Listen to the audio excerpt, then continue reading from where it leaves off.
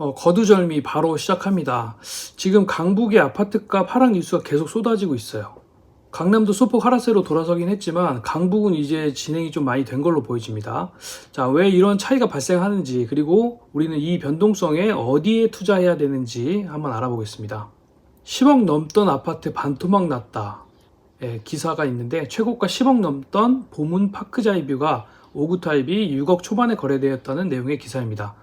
강북뿐만이 아니에요. 지금 보시면은 현재 강동구에서도 계속 하락 거래가 확인이 되고 있어요. 고덕 아르테온이 11월 1일에 13억 초반대 거래가 되었는데, 이게 이제 22년 1월에 한 19억 후반대까지 거래되던 아파트인데 약간 반등하는 것 같다가 다시 13, 14억대로 내려앉았습니다. 그에 반해 강남 서초 아파트들은 버티기를 계속하고 있습니다. 이게 작년 하락 때도 그랬거든요. 왜 지역별로 차이가 날까요? 이게 자금의 성격이 다르기 때문에 그래요. 이게 우리나라는 지역별로 자금의 성격이 너무나도 명확합니다. 자, 예를 들어 볼게요. 강북 아파트를 어떤 분들이 사셨을까요? 물론 100% 일반화할 수는 없지만 대부분 한 6억에서 7억 미만의 현금을 가지고 계시고 3, 4억 정도 대출받아서 들어가신 분들이 많아요. 만약 현금이 10억 이상 있으면 절대 강북 아파트를 사지 않아요. 어떻게 해서든 송파, 강동 정도는 들어가려고 하셨겠죠. 반면에 강남 2구는 어떨까요? 아파트 가격이 3, 40억 뭐 이런 아파트들이 많기 때문에 여기는 진짜 찐 부자들만 들어갈 수 있습니다. 현금도 한 2, 30억 있고 또 월 들어오는 수입도 몇 천씩 되신 분들이 많아요. 이제 부동산 외에도 또 다른 자산들도 많이 가지고 계신 분들도 많고, 제 얘기가 이제 좀 극단적으로 생각하실 수 있지만 우리나라는 정말 국룰처럼 보유 자산이나 현금 흐름에 딱 맞춰서 부동산을 삽니다. 자, 그러면 현금이 5억 정도에 대출 4억, 뭐 대출이자 한 150에서 200 내고 계신 분들이 지금같이 부동산 분위기 안 좋다는 소리가 나오면 기분이 어떨까요?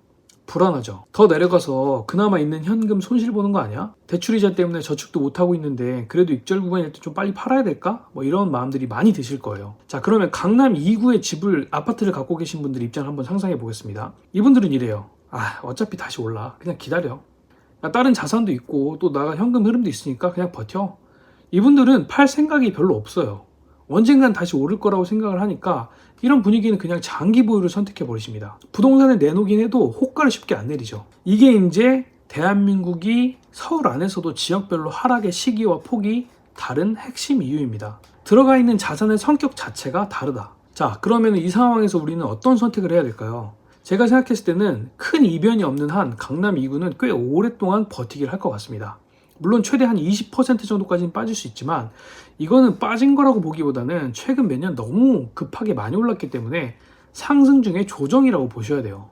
어떤 분들은 막 한국 부동산 폭락한다, 반토막 난다 이렇게 주장하시는 분들도 계신데 절대 그럴 일이 일어나지 않습니다. 만약에 강남 아파트까지 50% 하락한다면 강북이나 뭐 강동, 송파 이런 데가 막 6, 70% 하락하면 대한민국 경제 망합니다. 국민의 전체가 자산의 대부분을 부동산으로 갖고 있는데 그 자산이 반토막 나면 그냥 아무도 소비하지 않고 자영업자 다 망하고 기업 다 망합니다. 그렇게 되면 집권당은 반드시 퇴출 당하게 돼 있고 정부가 그냥 그걸 그렇게 두질 않아요.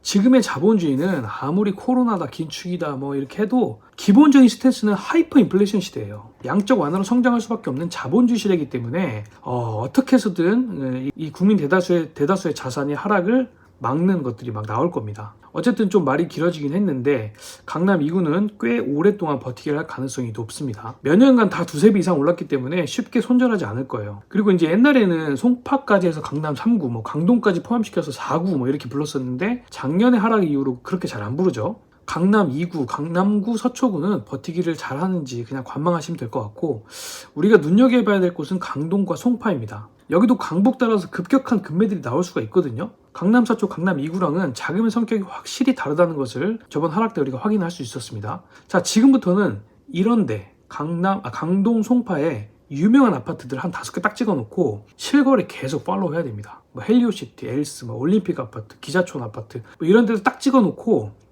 실거래 어떻게 나오는지 계속 확인하셔야 돼요. 지금 ABC 파동으로 1차 하락, 그리고 약반등 2차 하락 이렇게 이어지고 있는데 말씀을 드릴게요. 제가 최고가 대비, 최고 가격 대비 40% 이상 빠진 물건이 나오면 저는 과감히 매수해야 된다고 생각합니다.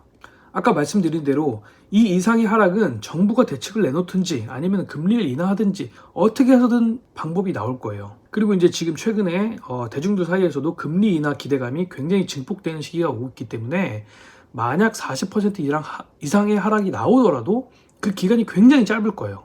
작년 말처럼 뭐 하락의 기간이 뭐 진짜 뭐 한두 달 정도 만에 또 금방 또 반등하고 올라갈 거예요. 그러니까 지금부터 강동 송파 지역에 원하는 매물들 딱 단지명으로 찍어 놓고 실거래가 계속 팔로우하면서 이제 뭐 주식에 있는 들어간 자금 그리고 또 어디 묶여 있는 그런 현금들 슬슬 정리해서 현금을 준비해 둬야 됩니다. 물론 당연히 이전 고점을 바로 회복한다는 소리는 아니에요. 상당한 횡보 보합의 기간이 있을 걸로 예상이 되고 있고 많은 전문가들이 예측을 하고 있습니다. 하지만 하락 만약 40% 했다면 한 반 정도, 0.5 정도는 2, 3년 내에 무조건 돌려놓을 겁니다. 강북은 물론 지역별로 차이가 있긴 하지만 반등의 시간이 약간 더 늘어질 수는 있어요. 이번 변동성 이후로 차별화가 더 심해질 거라는 게 많은 분들의 의견이고, 그래서 송파 강동 쪽 낙폭 과대 물건들을 유심히 지켜보다가 과감하게 선택을 해야 됩니다.